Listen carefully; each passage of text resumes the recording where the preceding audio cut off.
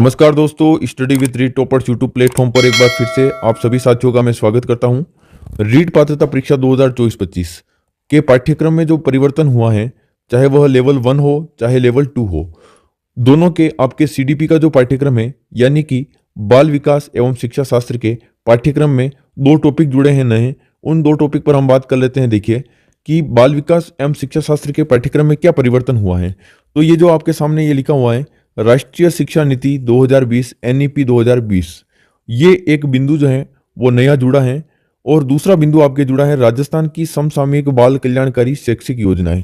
ये दो टॉपिक जो हैं आपके इस बार पाठ्यक्रम में जुड़े हैं। तो निश्चित तौर पर इन दोनों टॉपिक से जो है 4 से 5 प्रश्न आपके परीक्षा में आने वाले हैं। अब इन 4 और 5 प्रश्न जो हैं उनको किस प्रकार से आपको कवर करना है, सेलेक्टिव मैटर क्या है, कैसे पढ़ना है, सारी चर्चा इस वीडियो में हम करने वाले हैं। वीडियो को आप बिल्कुल स्किप नहीं करें, क्योंकि हम जो है एक रणनीति के साथ इस टॉपिक को कवर करेंगे। और हमेशा से हमारी टॉपर्स की टीम का एक ही उद्देश्य रहता है कि किसी भी टॉपिक को अगर पढ़ें तो उसको 360 डिग्री कैसे कवर करें। इसका तात्पर्य यह नहीं है कि आप अत्यधिक कंटेंट पढ़ें, सीमित कंटेंट में भी जो आपके पाठ्यक्रम के अनुसार जो कंटेंट है उसको कैसे आप कवर करें। तो देखिए, राष्ट्रीय शिक्षा नीति 2020 की हम पहली क्लास जो लेकर आज आपके सामने आए हैं, इसके अंतर्गत हम इसका सामान्य परिचय पढ़ेंगे क्लास 1 के अंतर्गत। उसके बाद इस राष्ट्रीय शिक्षा नीति के अंतर्गत आपके 4 भाग हैं। कुल 4 भागों के अंतर्गत पहला जो भाग है स्कूली शिक्षा का, उसी के अंतर्गत से आपके ये 6 बिंदु जो है यहाँ पर लिए गए हैं। प्रारंभिक बाल्यावस्था देखभाल एवं शिक्षा, बुनियादी साक्षरता एवं संख्या ज्ञान, स्कूलों में पाठ्यक्रम एवं शिक्षण शास्त्र, शिक्षक, समतामूलक एवं समावेशी शिक्षा और स्कूल शिक्षा के लिए मानक निर्धारण एवं प्रत्यापन। ये 6 टॉपिक जो हैं अपन आगे आने वाली 6 क्लासों के अंतर्गत क्लियर करेंगे। क्लासें बिल्कुल छोटी रहेगी, लगभग आपके मान के चलो 10 से 15 मिनट की जो है वो क्लासें रहेगी। आज की क्लास थोड़ी बड़ी रहेगी, क्योंकि आज की क्लास में हम बात करेंगे कि राष्ट्रीय शिक्षा नीति 2020 है उसकी क्यों आवश्यकता पड़ी है, उसके अलावा राष्ट्रीय शिक्षा नीति जो है उसका क्या आधारभूत ढांचा है और क्या कुछ विशेष परिवर्तन देखने को मिले हैं, उसके बारे में हम बात करेंगे। तत्पश्चात नेक्स्ट क्लास से हम जो है प्रारंभिक बाल्यावस्था देखभाल एवं शिक्षा और अन्य ये जितने भी बिंदु दे रखे हैं इन सभी पर टॉपिक वाइज हम बात करेंगे। उस क्लास को करने के बाद हम कुछ पीवाईक्यू प्रश्न भी करेंगे, कुछ एमसीक्यूज भी करेंगे। मतलब कुल मिला के 100% हम आपको वो जो है कवर करवाने वाले हैं।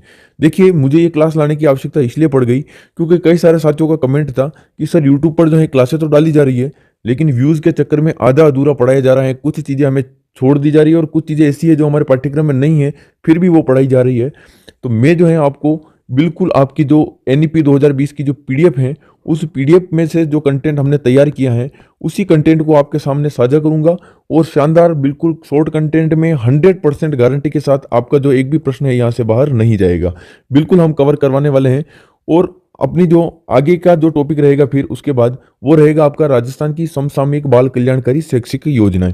एक रणनीति के साथ व्यवस्थित तरीके से हम करेंगे, कुछ भी अपना छूटना नहीं चाहिए और शानदार तरीके से हम यहाँ पर काम करने वाले हैं। अब उम्मीद करता हूँ कि अगर आपको ये क्लास पसंद आएगी तो आप जो है इस क्लास को जो है अपने साथियों के साथ शेयर करेंगे और चैनल के बारे में जो है अन्य साथियों को जो भी है सूचना आप देंगे। ये आपके मेंस के एग्जाम में भी जो है काम आने वाली हैं। देखिए, सबसे पहले हम देखेंगे कि आखिर एनईपी 2020 की आवश्यकता क्यों पड़ी। एनईपी 2020 है और जो कि आपके नेशनल एजुकेशन पॉलिसी 2020, राष्ट्रीय शिक्षा नीति 2020 जो है इसकी आवश्यकता क्यों पड़ी है। तो देखिए, आप भारत द्वारा 2015 में अपनाए गए सतत विकास एजेंडा 2030 के लक्ष्य 4 यानी कि SDG 4 जो है उसके अंतर्गत 2030 तक सभी के लिए समावेशी और समान गुणवत्ता युक्त शिक्षा सुनिश्चित करने और जीवन पर्यंत शिक्षा के अवसरों को बढ़ावा दिया जाने का लक्ष्य है। इस हेतु संपूर्ण शिक्षा प्रणाली को पुनर्गठित करने की आवश्यकता महसूस हुई। देखिए, भारत द्वारा जो है 2015 में एक सतत विकास एजेंडा जो है 2030 तक सतत यूँ कह सकते हैं 2030 तक जो है आपके सतत विकास एजेंडा जो तैयार किया गया था उसके अंतर्गत अलग अलग लक्ष्य निर्धारित किए गए। उसके लक्ष्य नंबर 4 यानी लक्ष्य 4 SDG 4 2030 तक सभी के लिए समावेशी और समान गुणवत्ता युक्त शिक्षा सुनिश्चित करने का निर्णय लिया गया। और जीवन पर्यंत यानी गुणवत्ता युक्त, देखिए, समावेशी शिक्षा मिले, गुणवत्ता युक्त शिक्षा मिले और वो शिक्षा कब तक मिले, जीवन पर्यंत। जीवन पर्यंत शिक्षा के अवसरों को बढ़ावा दिया जाने का लक्ष्य है और इसी के आधार पर जो है इस राष्ट्रीय शिक्षा नीति 2020 की आवश्यकता महसूस हुई। अब देखिए आप आगे, राष्ट्रीय शिक्षा नीति 2020 का सामान्य परिचय हम पढ़ेंगे। उससे पहले मैं आपको कुछ यहाँ पर जानकारी देने वाला हूं। तो देखिए आप यहाँ पर जो है राष्ट्रीय शिक्षा नीति 2020 जो है उसके ऊपर हम बात करने वाले हैं। उसकी इंडेक्स वगैरह के बारे में हम चर्चा करेंगे। देखिए राष्ट्रीय शिक्षा नीति 2020 जो है मानव संसाधन विकास मंत्रालय भारत सरकार द्वारा जारी की गई है 29 जुलाई 2020 को। 29 जुलाई 2020 को जो है वो जारी की गई है और इसके अंतर्गत इसकी इंडेक्स हम देखने वाले हैं। और यही जो ऑफिशियल पाठ्यक्रम जो आपके जुड़ा है वो कहाँ से जुड़ा है उसके अंतर्गत हम बात करेंगे। देखिए आप ये आपको इंडेक्स इसकी दिख रही है जिसके अंतर्गत हम स्कूली शिक्षा का जो भाग है उसके अंदर देखिए आप प्रारंभिक बाल्यावस्था देखभाल एवं शिक्षा एवं सीखने की जो नींव है उसका जो है टॉपिक आपके जुड़ा है। दूसरा देखिए आप अब दूसरा टॉपिक आप देखिए यहाँ पर बुनियादी साक्षरता एवं संख्या ज्ञान यानी FLN। तीसरा आपके जुड़ा है स्कूलों में पाठ्यक्रम और शिक्षण शास्त्र। चौथा आपके हैं शिक्षक। पांचवा आपके हैं समतामूलक और समावेशी शिक्षक सभी के लिए अधिगम। और छठा आपके लिए स्कूल शिक्षा के लिए मानक निर्धारण एवं प्रत्यापन। तो ये 6 टॉपिक जो आपके जुड़े हैं इसके बारे में हम डिटेल से बात करेंगे। यानी कि आपका भाग 1 जो है स्कूल शिक्षा यही आपके जो है रीट के सिलेबस में जुड़ा है। अन्य 3 भाग इसके और हैं। दूसरा भाग है उच्चतर शिक्षा यानी कॉलेज एजुकेशन के लिए उच्च शिक्षा के लिए। तीसरा भाग है आपके अन्य केंद्रीय विचारणीय मुद्दे। और चौथा है आपके क्रियान्वयन की रणनीति। तो ये 3 भाग जो है आपके नहीं जुड़े हैं। पहला भाग आपके जुड़ा है स्कूली शिक्षा और उसमें भी ड्रॉप आउट और स्कूल कॉम्प्लेक्स वाला जो टॉपिक है वो आपके नहीं जुड़ा है।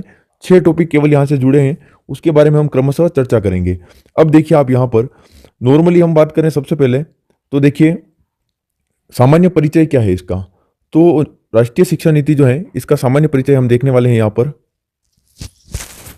तो देखिए आप कि सामान्य परिचय जो है राष्ट्रीय शिक्षा नीति का उसके अंतर्गत आप देखेंगे इसके कुल कितने भाग हैं। तो अभी हमने देखा था कि कुल 4 भाग हैं। कुल कितने भाग हैं? कुल भागों की संख्या है 4। दूसरा आपके देखिए कुल इसमें अध्याय कितने हैं? 27 अध्याय हैं। आपका भाग 1 जो है आपके रीट के सिलेबस में जुड़ा है स्कूली शिक्षा और ये जो है आपके अध्याय नंबर 1 से लगाकर 8 तक है। यानी कि कुल कितने अध्याय हो गए आपके? 8। दूसरा आपका अध्याय है या यूं कह सकते हैं दूसरा आपका भाग है उच्चतर शिक्षा यानी कॉलेज एजुकेशन। पहला आपके हो गया स्कूल एजुकेशन, दूसरा आपके हो गया कॉलेज एजुकेशन। ये आपके अध्याय संख्या 9 से लगाकर 19 तक है जो कि आपके कुल 11 अध्याय जो हो रहे हैं। ये सबसे बड़ा जो है भाग है। इसके बारे में प्रश्न पूछा जा सकता है। तीसरा आप देखेंगे अन्य केंद्रीय विचारणीय मुद्दे जो हैं यानी कि भाग 3 जो है वो आपके अध्याय संख्या 20 से लगाकर 24 तक यानी कि कुल 5 अध्याय इसमें शामिल हैं। और अध्याय नंबर ये यूं कह सकते हैं भाग नंबर 4 जो है आपके क्रियान्वयन की रणनीति ये आपके सबसे छोटा है क्योंकि 25 से लगाकर 27 यानी कि केवल 3 अध्याय इसमें जुड़े हैं। तो कुल आपके भाग हो गए 4, कुल आपके अध्याय हो गए 27। सबसे बड़ा अध्याय आपके हो गया कौन सा? भाग नंबर 2।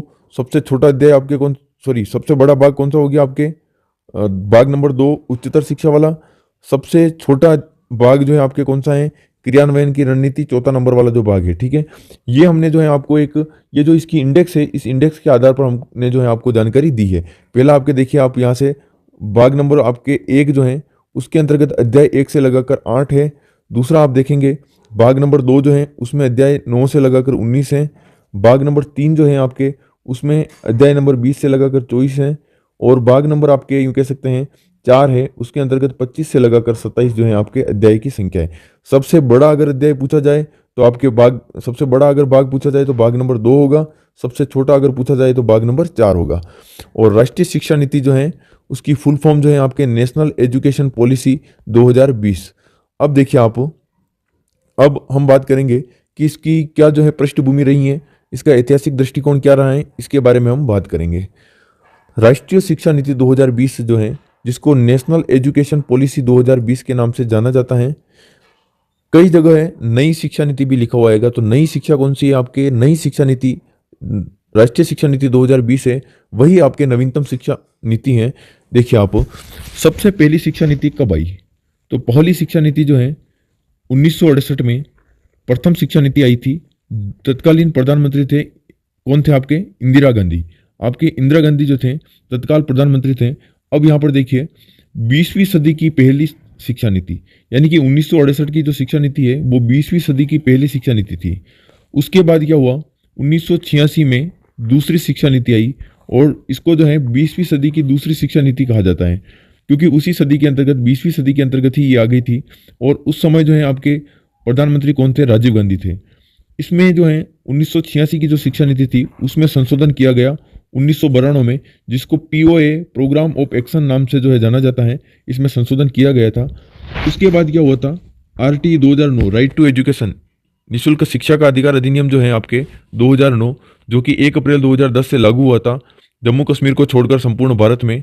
तो उसकी जो है आप देखिए सार्वभौमिक प्रारंभिक शिक्षा सुलभ कानूनी आधार, यानी कि सार्वभौमिक प्रारंभिक शिक्षा जो है उसको सुलभ करने के लिए कानूनी आधार किसने प्रदान किया? आरटी 2009 ने। यानी कि सभी के लिए प्रारंभिक शिक्षा आसानी से मिल जाए, इसका कानूनी आधार जो है आपके किसने प्रदान किया था? आरटी 2009 ने।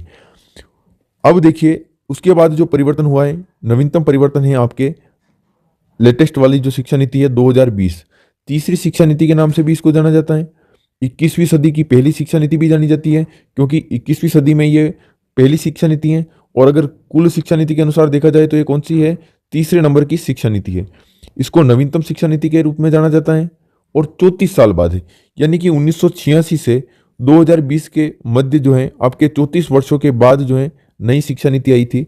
और ये नई शिक्षा नीति जो है प्रधानमंत्री मोदी जो है के समय में आई है। तो देखिए आप, ये तो आपके ऐतिहासिक दृष्टिकोण से ये प्रश्न पूछे जा सकते हैं कि पहली शिक्षा नीति कब आई, उस समय तत्कालीन प्रधानमंत्री कौन थे, 21वीं सदी की पहली कौन सी है, नवीनतम कौन सी है, 20वीं सदी की पहली और दूसरी शिक्षा नीति कौन सी है, प्रोग्राम ऑफ एक्शन जो है कब आया, आरटी 2009, प्रारंभिक शिक्षा जो है सार्वभौमिक प्रारंभिक शिक्षा को सुलभता से प्रदान करने का कानूनी आधार किसने प्रदान किया था?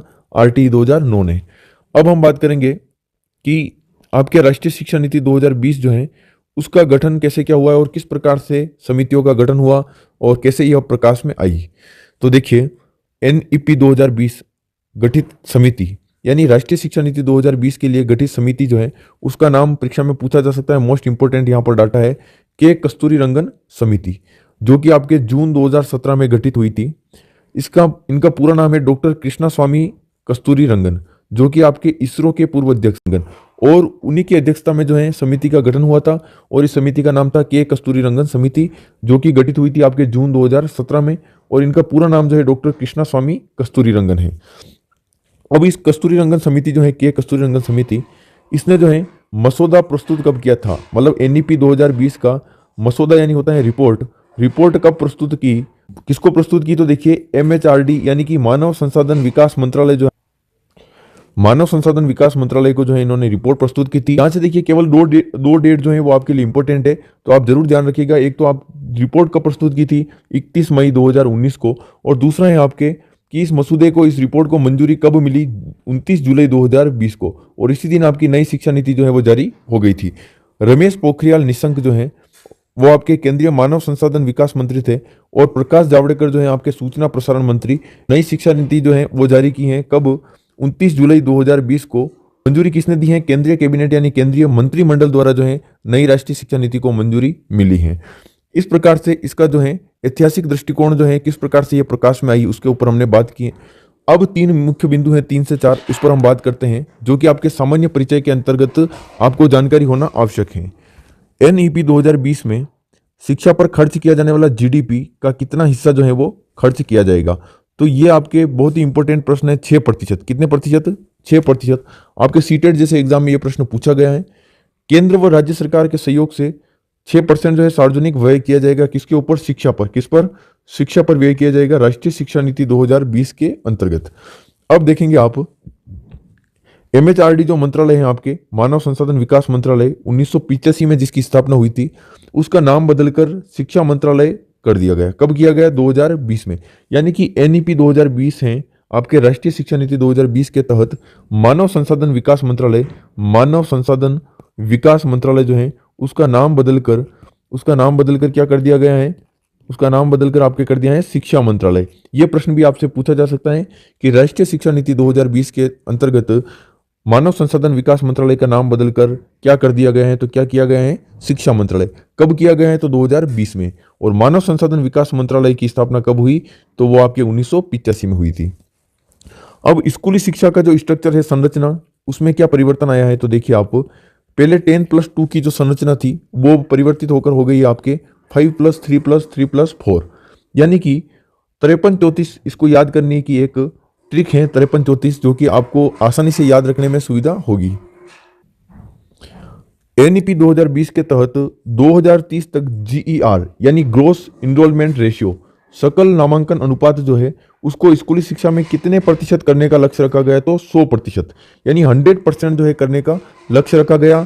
कब तक? 2030 तक। जीईआर यानी होता है ग्रोस इनरोलमेंट रेशियो।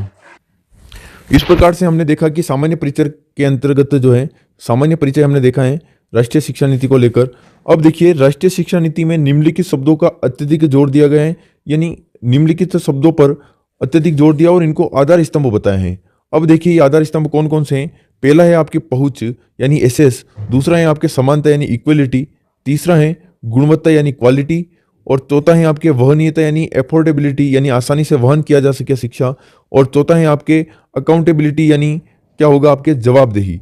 ये आधारभूत स्तंभ जो है, 5 आधारभूत स्तंभ जो हैं वो बताए गए हैं राष्ट्रीय शिक्षा नीति 2020 के अंतर्गत। पहला है आपके पहुंच, दूसरा समानता, तीसरा गुणवत्ता, चौथा वहनीयता और पांचवा है आपके जवाबदेही। यानी कि आपको इंग्लिश में भी इसके नाम जो है अवश्य याद रखने हैं, ताकि रीट परीक्षा में पूछा गया यहाँ से प्रश्न आपके कोई भी गलत न हो। देखिए आप एक एक करके हम कंप्लीट डिटेल से बात करेंगे। कोई भी चीज़ आपके यूं देखिए आधा अधूरा वीडियो हम यहाँ पर लेके नहीं आए हैं। राष्ट्रीय शिक्षा नीति 2020 जो है उसका आधारभूत सिद्धांत क्या है, क्या आधारभूत सिद्धांत इसके हैं, उसके ऊपर हम बात करेंगे। टोटल 22 सिद्धांत जो है आधारभूत, जो कि ऑफिशियल पीडीएफ में दे रखे हैं, उनको हमने बिल्कुल व्यवस्थित आपकी आसानी से समझ में आ सके ऐसी लैंग्वेज में यहाँ पर लिखने का प्रयास किया है। ये जो आधारभूत सिद्धांत है ये केवल आपको ध्यान रखना है। पहली चीज़ तो ये सारे आधारभूत सिद्धांत क्या होंगे, पॉजिटिव होंगे, पॉजिटिव होंगे। उसके अलावा कोई भी प्रश्न ऐसा नहीं पूछा जाएगा कि इनमें से कौन सा आधारभूत सिद्धांत है या नहीं है। अगर पूछा जाएगा तो वहां पर जो है आपके नेगेटिव शब्द देगा, तो इसलिए आपको ज़्यादा घबराने की आवश्यकता नहीं है। लेकिन एक बार जो है आपको इन 22 जो है उनकी रीडिंग जो है आप अवश्य रूप से करनी है। इसी उद्देश्य से हम आपको यहाँ पर बता रहे हैं कि क्या क्या परिवर्तन किए जाएंगे और किन किन बातों का ध्यान रखा जाएगा। तो देखिए, प्रत्येक बच्चे की विशिष्ट क्षमताओं की स्वीकृति, पहचान व विकास हेतु प्रयास किया जाएगा।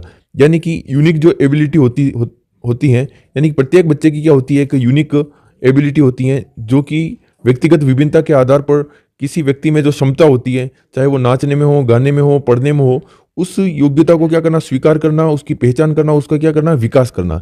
ये शिक्षा नीति का मुख्य उद्देश्य है। दूसरा देखेंगे आप बुनियादी साक्षरता एवं संख्या ज्ञान, यानी कि जो आपके एफएलएन है, इसको क्या करना, सर्वाधिक प्राथमिकता देना, यानी कि कक्षा 3 तक का। अब यहाँ पर देखिए एफएलएन के बारे में हम आगे पढ़ेंगे क्योंकि अलग से बिंदु है, लेकिन फिर भी आपको ध्यान रखना है कक्षा 3 तक के सभी बच्चों को जो है ये बुनियादी साक्षरता एवं संख्या ज्ञान होना आवश्यक है। एफएलएन का अर्थ होता है फाउंडेशनल लिटरेसी एंड न्यूमरेसी। ये जो है आपके आधारभूत यानी बुनियादी जो है साक्षरता एवं संख्या ज्ञान, प्रत्येक बच्चे को जो कक्षा 3 तक आएगा उसको एफएलएन यानी कि बुनियादी संख्या एवं साक्षरता ज्ञान होना अनिवार्य है। तीसरा है सीखने के तरीकों व कार्यक्रमों को चुनने में लचीलापन। किसका ध्यान रखा जाए, लचीलापन का ध्यान रखा जाए, ताकि जीवन में अपना रास्ता स्वयं चुन सके। बालक के सीखने के जो तरीके हैं, कार्यक्रम को जो चुनने का तरीका है, उसमें क्या रखा जाए, लचीलापन रखा जाए, ताकि बालक जो है अपना रास्ता स्वयं चुन सके, किसी को भी जो है मार्गदर्शन की अलग से आवश्यकता न पड़े। चौथा है आपके स्पष्ट अलगाव न हो। अलगाव जो है, स्पष्ट अलगाव न होगा मतलब देखिए आप कला व विज्ञान विषय के बीच में कोई ज़्यादा डिफरेंस या यूँ कह सकते हैं खाई ना हो। कई बार क्या है कि दूरियां या यूँ कह सकते हैं खाई जो है बढ़ती जाती है। इस वजह से कला का छात्र विज्ञान में और विज्ञान का छात्र कला में आने से परेशान हो जाता है, या उसको आने में परेशानी रहती है, कई सारी बाधाओं का सामना करना पड़ता है। तो यहाँ पर जो है किसी भी प्रकार का अलगाव न हो, यानी कला व विज्ञान विषय में आसानी से जो है बच्चा इधर उधर जा सके। शैक्षणिक व स्वशैक्षणिक गतिविधियों के बीच, चाहे व्यावसायिक व शैक्षणिक गतिविधियों के बीच किसी भी प्रकार की जो है यूँ कह सकते हैं अलगाव नहीं होना चाहिए। आपस में क्या होना चाहिए, सामंजस्य होना चाहिए कि एक दूसरे के साथ जो है वो जा सके और बच्चा जो है अपने मार्ग का चयन कर सके। नेक्स्ट आप देखेंगे बहुविषयकता व समग्र शिक्षा का विकास। ज्ञान की एकता व अखंडता को सुनिश्चित करने के लिए बहुविषयकता यानी बहुत सारी विषय और समग्र शिक्षा का क्या होना चाहिए, बालक को ज्ञान होना चाहिए और उसी का क्या करना चाहिए, उसमें विकास करना चाहिए। छठा है आपके अवधारणात्मक समझ अधिगम पर जोर, यानी कि अवधारणात्मक समझ या अधिगम। अवधारणात्मक समझ यानी यूँ कह सकते हैं आपको कंसेप्ट बेस्ड जो है, आपके कंसेप्ट बेस्ड जो है आपकी लर्निंग होनी चाहिए। आपकी अंडरस्टैंडिंग कैसी होनी चाहिए, कंसेप्ट पर आधारित, यानी अवधारणात्मक कह सकते हैं इसको, कंसेप्ट को कहते हैं संप्रत्यय भी कहते हैं। तो संप्रत्यात्मक जो है आपकी समझ जो है संप्रत्यात्मक, वो आपकी समझ विकसित होनी चाहिए कि बालक को कॉन्सेप्ट पता होना चाहिए प्रत्येक विषय वस्तु का, प्रत्येक चीज का। देखिए नेक्स्ट आप देखेंगे रचनात्मक और तार्किक सोच को प्रोत्साहन, यानी कि आपकी क्रिएटिविटी को और तार्किक सोच जो है उसको क्या करना चाहिए, प्रोत्साहन देना चाहिए। आठवां सिद्धांत है नैतिकता, मानवीय व संवैधानिक मूल्यों के विकास पर बल। अब देखिए ये सारी चीजें जो है पॉजिटिविटी वाली बातें हैं यहाँ पर, जो कि आपको एक बार केवल रीडिंग करनी है ताकि परीक्षा में आप आसानी से इसको पहचान सके। बहुभाषिकता तथा भाषा की शक्ति को प्रोत्साहित करना, यानी कि बहुभाषिकता यानी एक ऐसा कक्ष जहां पर एक से अधिक भाषा को बोलने वाले छात्र रहते हैं, और बहुभाषिकता को एक संसाधन के रूप में समझना चाहिए, न कि एक समस्या के रूप में। तो एक संसाधन के रूप में बहुभाषा या बहुभाषिकता का उपयोग करना और भाषा की शक्ति को क्या करना है, प्रोत्साहित करना है। जीवन कौशल जैसे कि आपसी संवाद, सहयोग, सामूहिक कार्य, इनको क्या करना है, बढ़ावा देना है।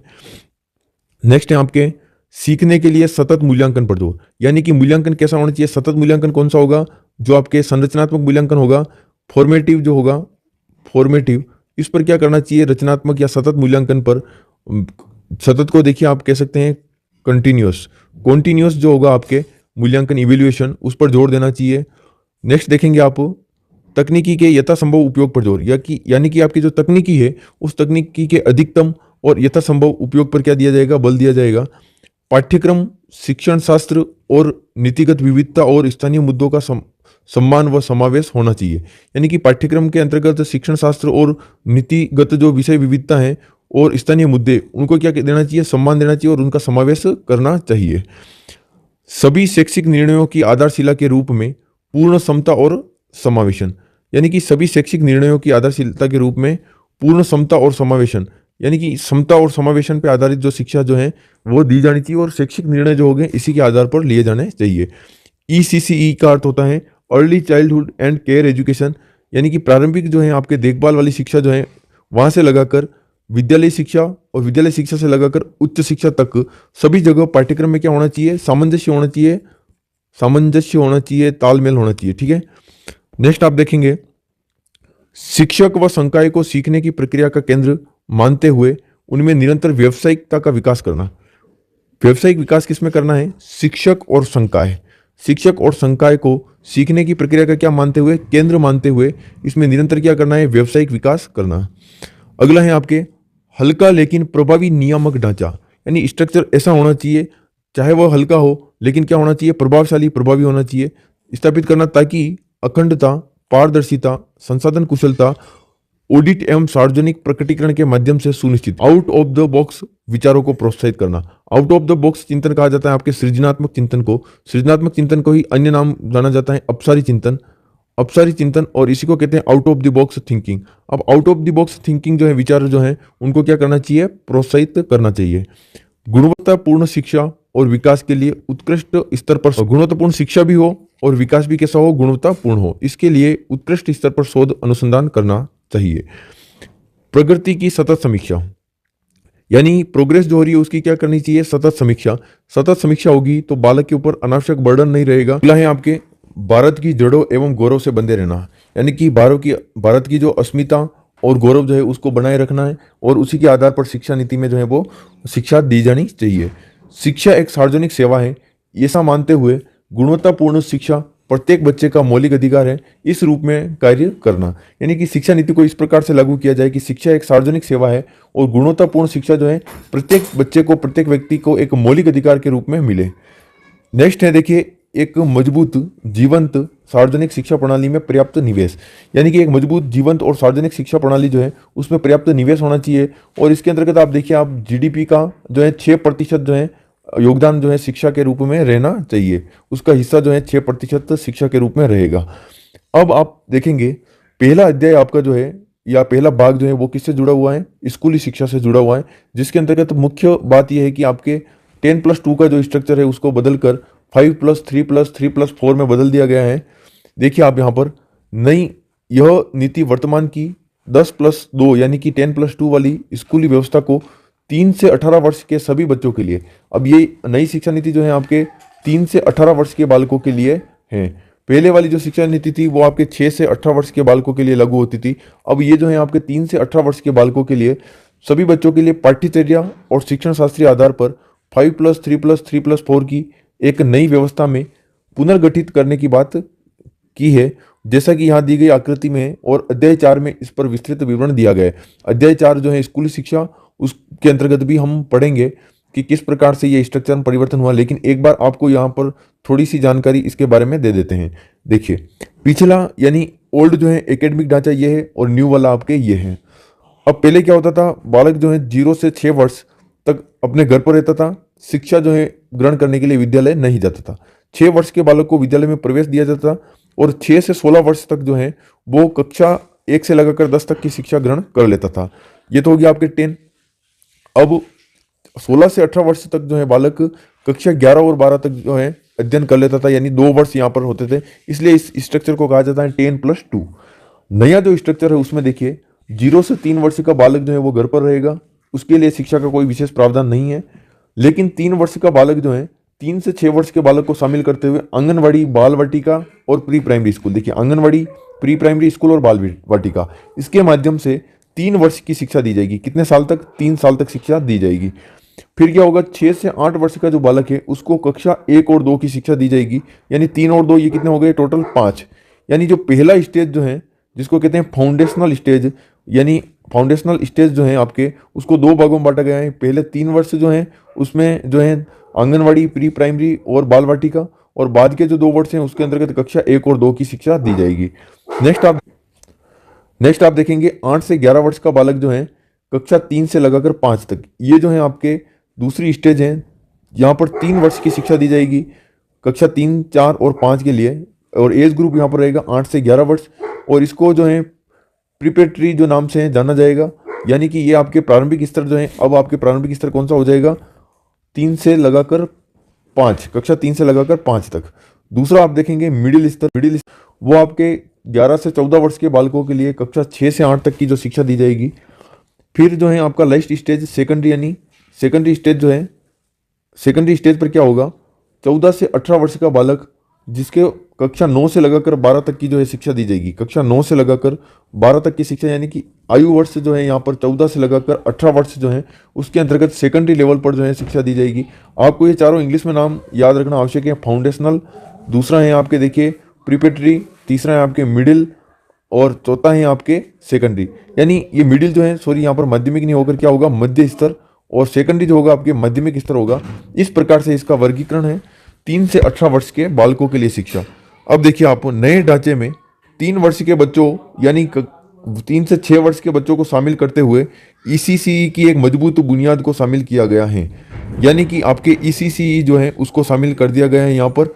अब हम नेक्स्ट हमारी जो क्लास होगी उसके अंतर्गत हम ये जो बचे हुए जो अपने बिंदु हैं उन बिंदुओं पर हम चर्चा करेंगे, और संभवतः छोटे छोटे वीडियो के माध्यम से ये 6 टॉपिक जो हैं 10 से 15 मिनट के वीडियो आपके बनेंगे, और उसके अंतर्गत हम इन 6 टॉपिक को जो है कवर करने का प्रयास करेंगे।